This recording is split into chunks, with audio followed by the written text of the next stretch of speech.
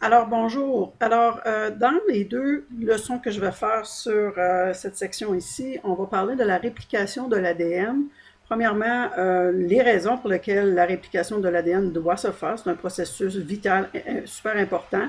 Et puis aussi, on va regarder les grandes expériences qui ont montré le modèle de la façon dont la réplication de l'ADN se produit. Puis ensuite, on ira voir vraiment les étapes expliquer de comment l'ADN peut se répliquer. Alors, quand on parle de réplication d'ADN, c'est un processus super important dans le cycle de vie de n'importe quelle cellule.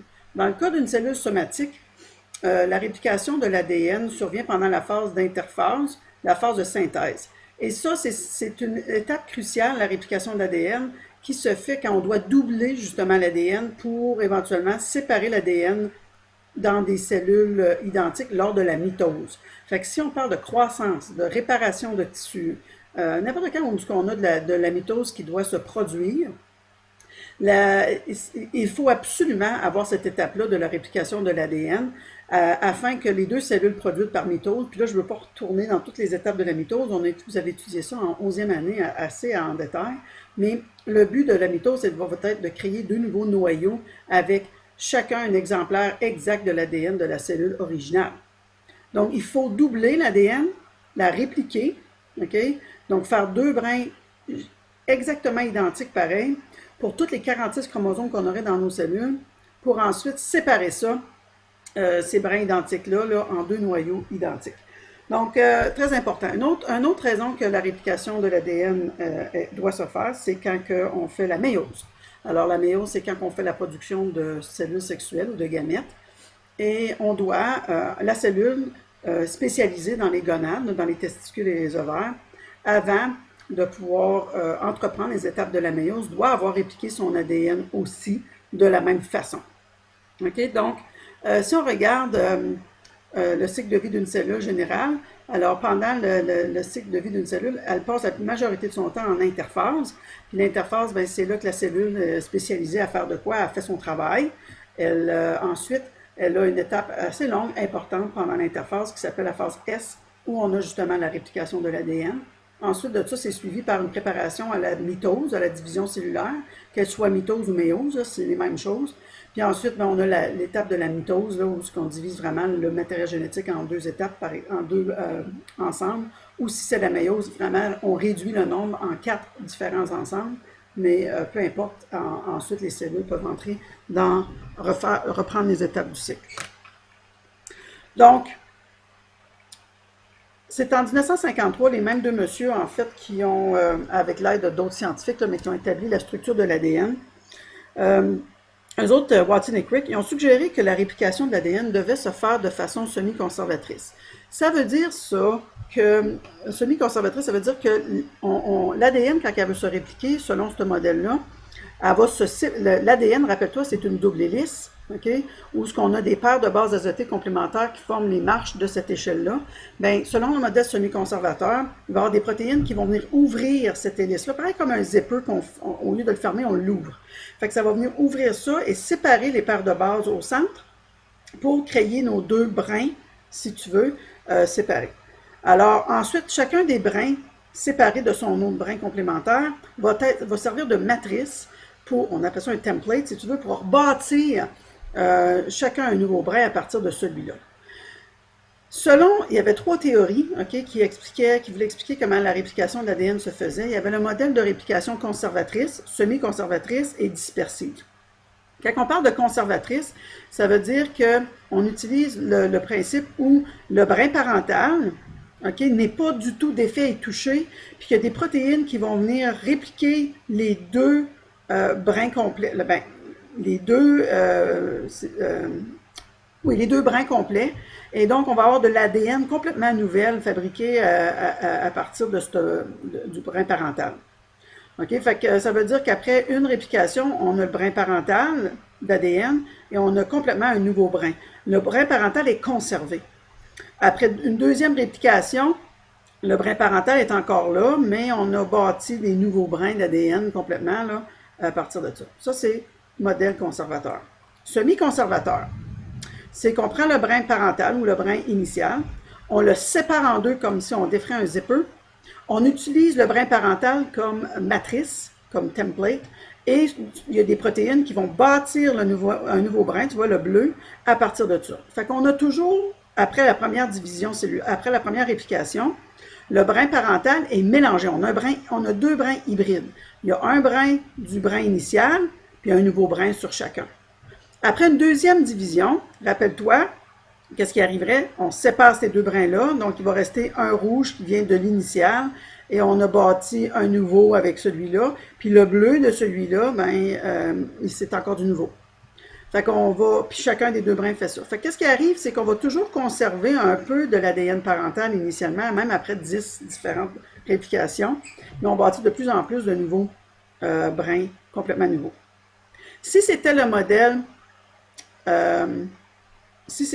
qu'on appelle dispersif, ça veut dire que ce modèle-là propose que la double hélice initiale est brisée tout en petits fragments, puis ensuite ils sont toutes copiées et réassemblées pour faire des nouvelles chaînes. Okay?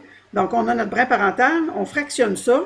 Ça veut dire qu'après la première réplication de l'ADN, on va avoir, fait que ça ressemble un peu à ça, on aurait de l'ADN initial mélangé avec de la nouvelle ADN. Mais tu peux voir, il y a des brins un peu partout, c'est mélangé. Okay? Donc ici, on aurait donc, après une deuxième réplication, encore de l'ADN parental initial dans chaque 4 nouveaux brins. C'est en 1957 que Meselson et Stahl ont fait une expérience qui a, si tu veux, éliminé le modèle conservateur et dispersif et qui a conservé le modèle semi-conservateur. Parce que, qu'est-ce qu'ils ont utilisé, eux autres? Ils ont utilisé pour les bases azotées, ils ont mis l'ADN dans un environnement et l'ADN s'est répliqué. Et puis ensuite, ils ont utilisé, dans les cellules, ils ont injecté de l'azote lourde, radioactive, si tu veux, avec lesquelles les bases azotées étaient fabriquées. Qu'est-ce que ça veut dire, ça? C'est qu'ils sont capables de suivre exactement le nouvel ADN bâti. C'est rien que ça que ça veut dire, finalement. Et ils ont été capables de montrer, puis là, je vous incite à aller lire, mais si vous regardez l'expérience, ils veulent, eux autres, établir quel modèle de réplication est le plus probable. Eux autres, ils croient que c'est semi-conservateur, mais ils veulent quand même éliminer les deux autres.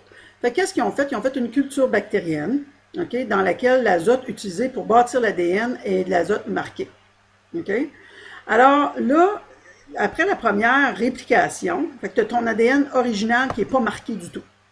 Okay? Alors là, ils ont ensuite, si ils mettent cet ADN-là qui n'est pas marqué, on la voit, elle est placée ici là, selon des centrifugations. Quand ils l'ont laissé, ils ont transféré l'ADN 14, puis là, ils l'ont laissé se répliquer. Ils ont commencé avec l'ADN marqué. Okay? Fait que l'ADN original est radioactif. La plus présente après ça, ou plus facile accessible, c'est l'ADN régulière. L'azote régulière, pardon.